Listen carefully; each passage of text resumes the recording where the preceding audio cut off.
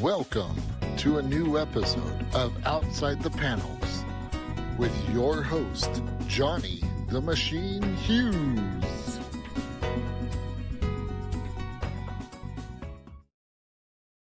Welcome everyone to another episode of Outside the Panels.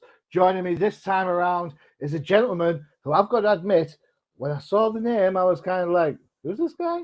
Then I looked at his book and then I realized it is none other than Darth Vader and Son creator Jeffrey Brown. I was, hey man, I was just been saying to my wife, I was like, I'm interviewing this guy, Jeffrey Brown. I know about comics. I'm like, where do I know this name from? Where is that from? And then I looked at your book that you've got coming out. We're going to talk about. I was like, it's the Star Wars guy. It's me. I've got to say, name recognition alone, I will say right now, I'm a huge fan. I loved that first book with Vader and Luke. I absolutely thought it was adorable. So thank you. Kudos for that. Well done. So how are you doing? How's things over there? Things are good. You know, it's getting a little colder out, but still nice enough. Cold. Keeping busy. Try the northeast of England for cold. Cold. All right. So we're here to talk about your new book. It's due out in a few days. What I'll do is I'll draw a picture up there. There you go. Batman, Robin, and Howard. Yeah. All right. Excellent. So what's the buzz on this then? What's the idea behind this book? Yeah. So in my book, Robin is Damian Wayne, Bruce Wayne's son, and he gets into a little trouble while they're on patrol crime fighting one night. And so he kind of gets a little grounded, and Bruce sends him to a different school where he meets this kid, Howard. And Howard at the school is kind of like the popular leader, all-star, great student. And he kind of, at first, thinks he's just going to show Damian around, but they kind of become rivals because they're both really smart and really athletic, and they both like to play soccer. And and then Batman disappears. He goes missing at some point in the book, and Damian needs to figure out how to find him. And at the same time, he's trying to finish his homework and mow the lawn. So it sounds like a little bit of Damian Wayne with Peter Parker thrown in for good measure. Yeah. Off you go to fight Doc Ock, but don't forget your physics project. Exactly. So, as I mentioned, I love the Star Wars stuff you do. Absolutely a big fan of it. I love the Han and Leia one, and the whole idea that like Darth, the disapproving dad, that just tickled me no end. I've got to ask, how do you go from kind of having a book that's kind of like a one-page gag for everyone who knows Star Wars? How do you manage to transition that into something that's quite a lot larger? This is like over 100 pages. So how do you manage to go from like short gag to the long gag? Yeah, it's a pretty different process. So my process for the Darth Vader books is I basically just fill a sketchbook up with 150, 200 ideas. So way more ideas than will go into the books. And then, then it's just a process of working with the editors and figuring out which ideas we like the best, which ones would work if we change something or maybe combine ideas, until I've got, the 64-page book. And then with a book like Batman and Robin and Howard, where it's like it is a narrative story, it's the more traditional, like start with like the basic premise, and then I work an outline, and then I start expanding the outline and rewriting the outline until I have like kind of a page by page breakdown, and then I kind of work that into a script, and then I do a couple rough drafts. The first rough draft is kind of stick figures, almost like thumbnails for the whole story, but kind of gives me panel layouts for each page. And then the second draft is a little more neatly drawn, and the dialogue and text is more finished, but still some placeholders here and there where I'm figuring things out. and each of those drafts gets all the notes from the editor, and then I go and do the final artwork, and then there's corrections to that. So it's a lot more involved. I guess I do a lot more planning, because obviously you don't want to draw the whole book and then realize that something doesn't make sense in the story and you need to rewrite. So. Yeah, I can imagine. So you're the writer creator for this. So my question is so you've kind of talked about, you touched the script first. How does, I guess, do you have like an idea in your head of what, like you have a set panel and you think, oh, that's a really cool panel. How do I work it? How do I work a story around it? Or do you go, are you always story first, then the art? Pretty much always story first. And if I have an idea for a panel, I might try and think of like where I can fit it. So there's some kind of there's one funny panel in this book that what? Just one? Well, one I'm thinking of specifically at the moment. Yeah, hopefully there's a lot more than one funny panel. There should be 3 or 4 each page, but there's a scene where Batman is kind of crouched on a vending machine. Oh, and that's I like the idea of I had the idea of Batman being super menacing and like, posing, but he can't do it on the top of a building, so he's stuck in this little room with a vending machine. So that's where he finds his way to practice his menacing gargoyle pose.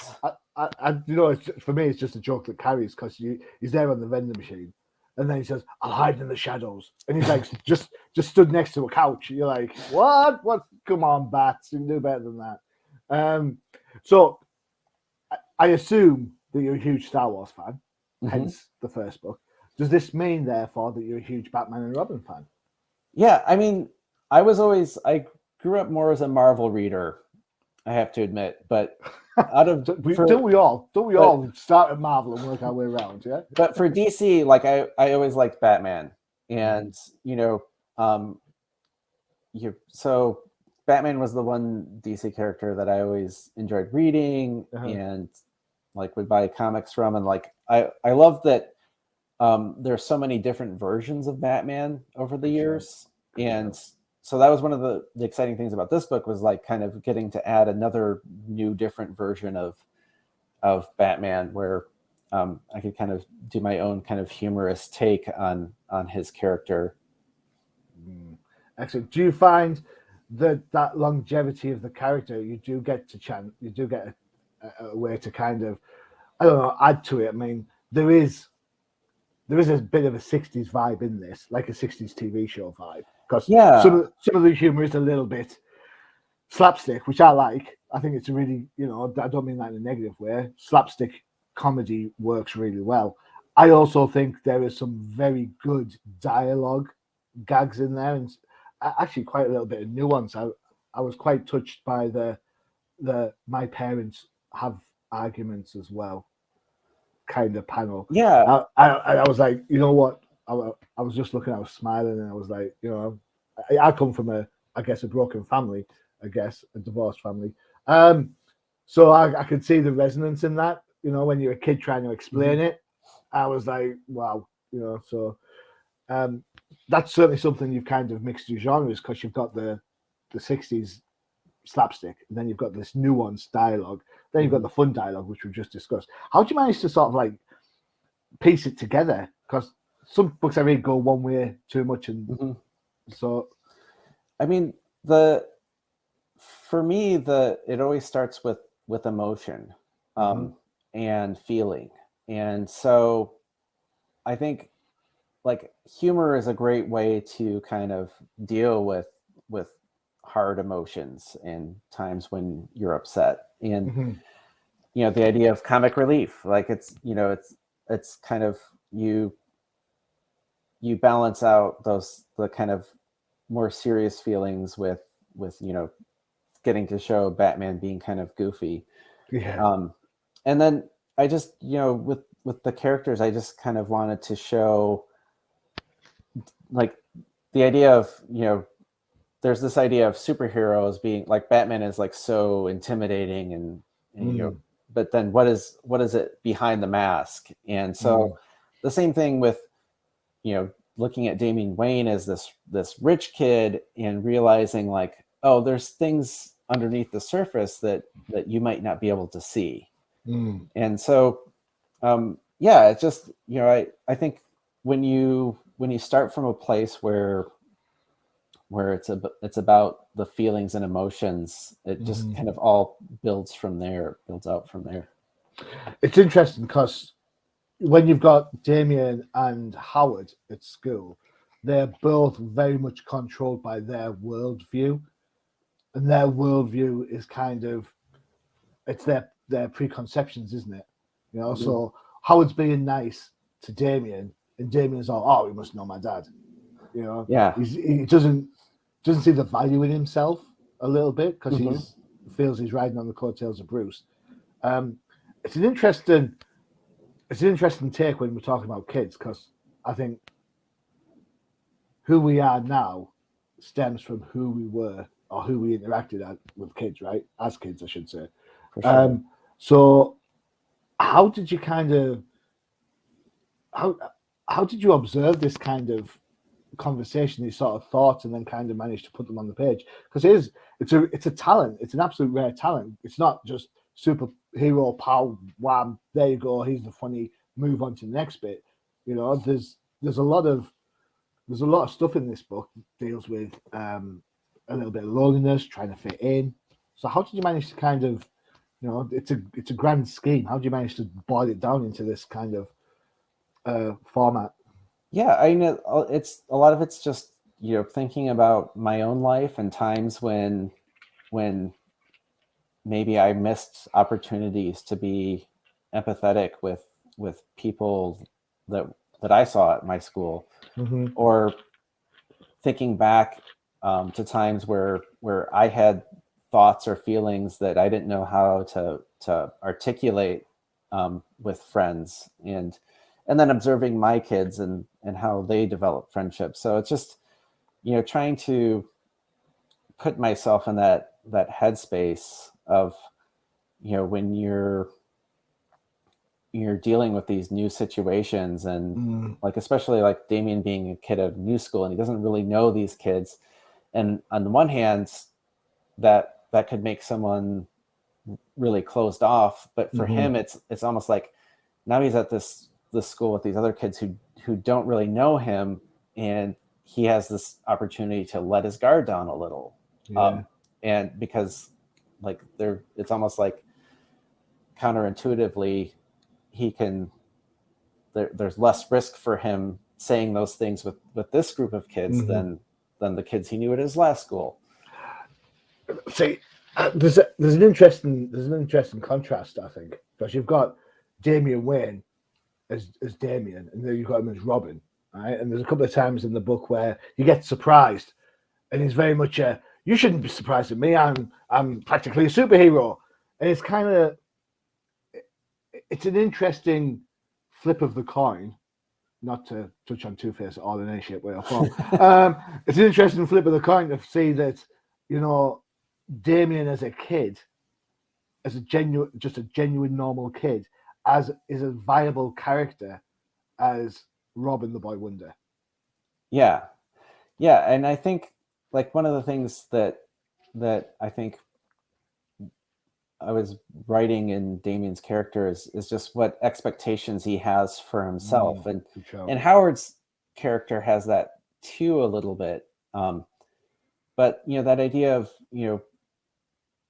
it's not necessarily what his dad expects of him; it's what he thinks his dad expects of him, and what he expects for himself, and just missing the idea that like it's okay that you're not perfect, especially when you're a kid, and definitely even Batman isn't perfect. So how can you say such a thing? Well, I mean, Marvel fans say that. My Batman, my version of Batman is not perfect, but it's like he's perfect in his imperfection. So yeah, it's cool. Right, whilst we're having this chat, we'll take a quick break for one of our ads. Talking Batman, Robin. Yeah, I think it only seems fair that we, why don't we hit the Toyverse? This is Crisis in the Toyverse. Watch your ears. It's going to get loud.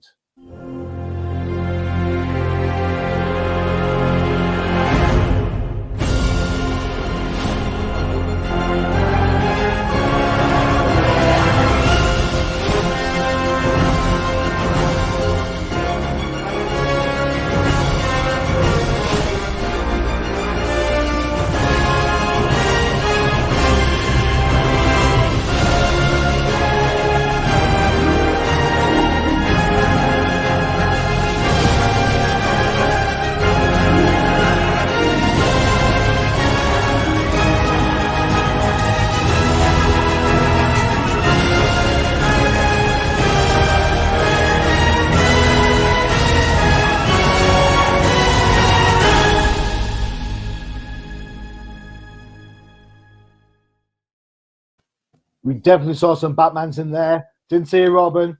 There's no Howard, unfortunately. Maybe we should get to McFarlane Toys and sort that out there. What do you think? That'd be great.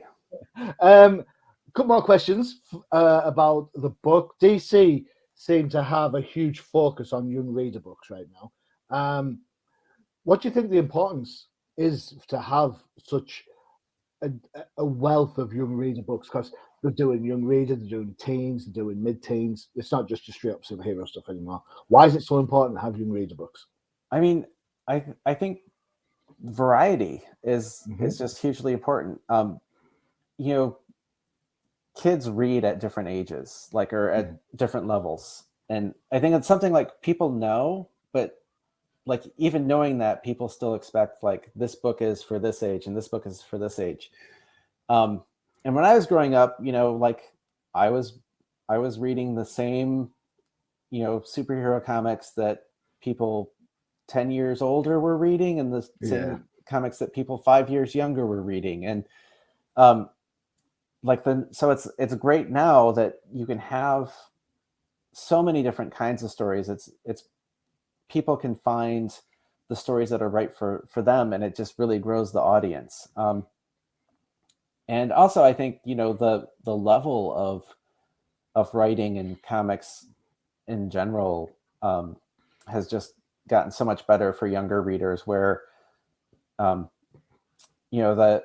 think a lot of, historically, at least, especially here in the States, there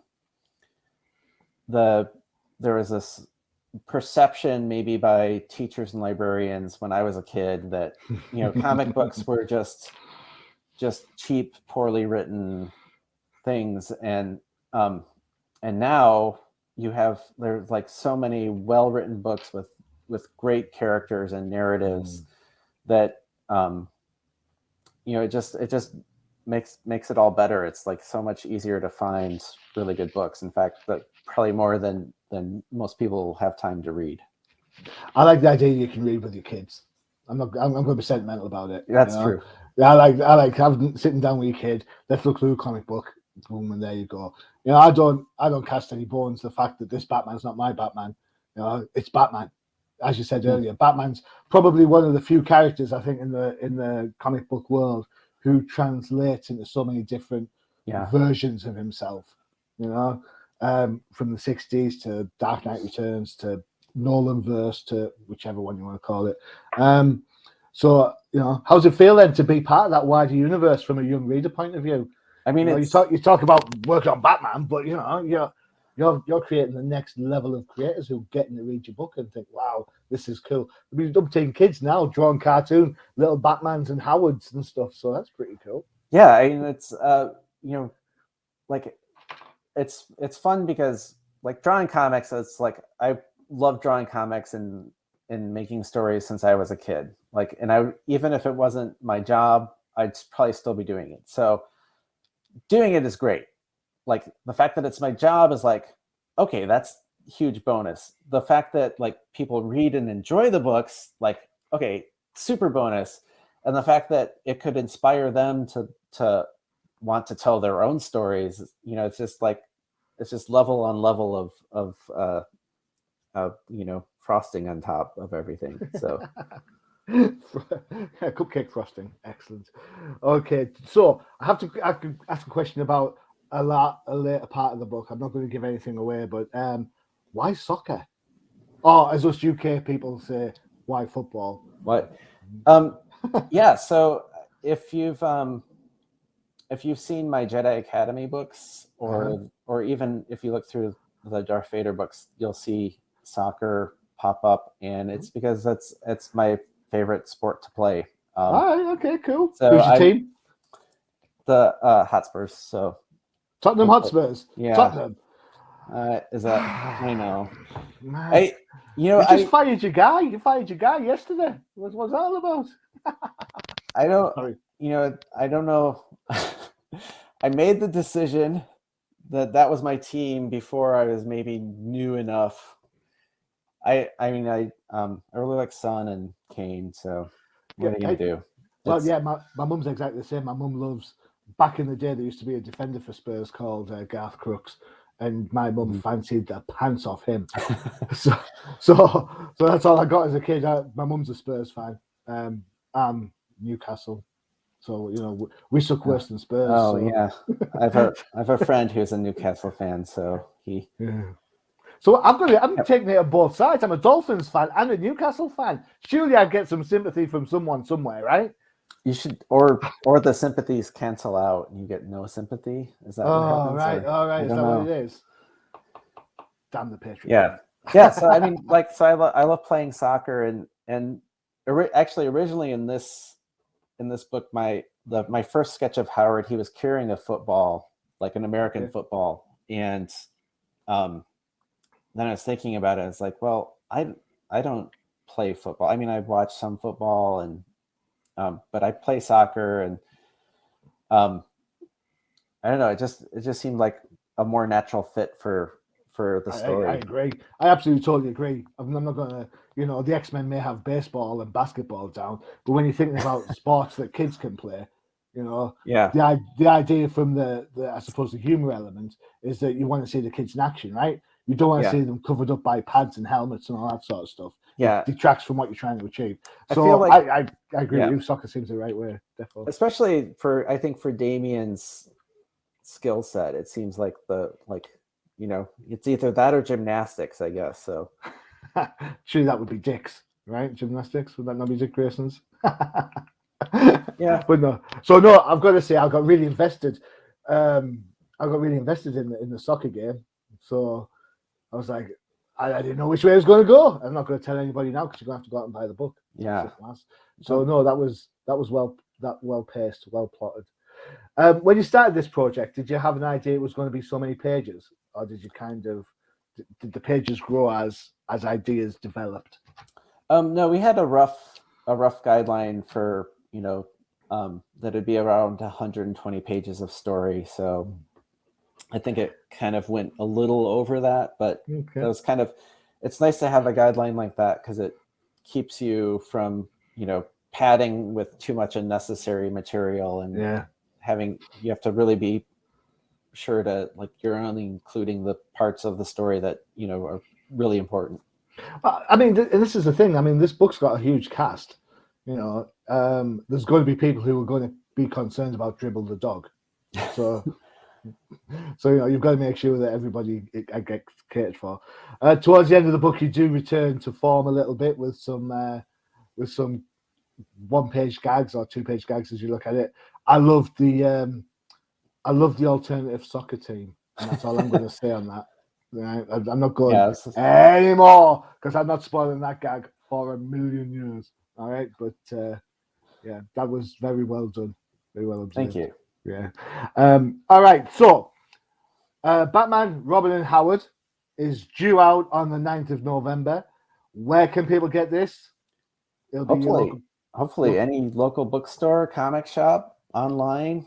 Okay, cool. Do you have a preference? Are you a hard copy guy or are you an online kind of guy? I'm personally a hard copy guy. I like to feel the book, and like as you said, I also like to read with my kids, and it's I can't bring the laptop in and do some bedtime reading. Yeah, I think gotta have the book.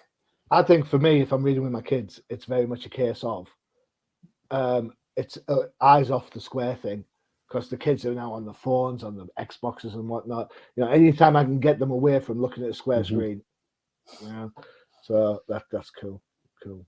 Excellent. Jeffrey, I know you're absolutely really, really busy with your book coming out. So thank you so much for, finding the time to speak to me tonight. I really do enjoy it. The book, I've got to say, the book reads brilliantly. Thank you. It's funny. It's sweet. It has some really nice moments that the target audience, I think, will absolutely get a kick out of. And you know what? It's nice to read something and not have to have a cynical worldview. There you go.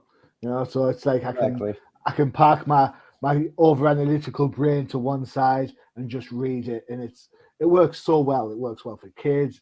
It's got some of that Sunday morning cartoon strip type of stuff, humor in there for people to enjoy. So yeah, kudos, very well done. Thank you. Absolutely loved it. All right, cool. Right, so guys, a short one because Jeffrey's a busy guy. So don't forget to check out the UCPN for all your favorite shows, including Crisis in the Toyverse. We saw the advert earlier, and of course, we can't have Batman on the show without talking about the Definitive Crusade, the podcast for all your DC gems.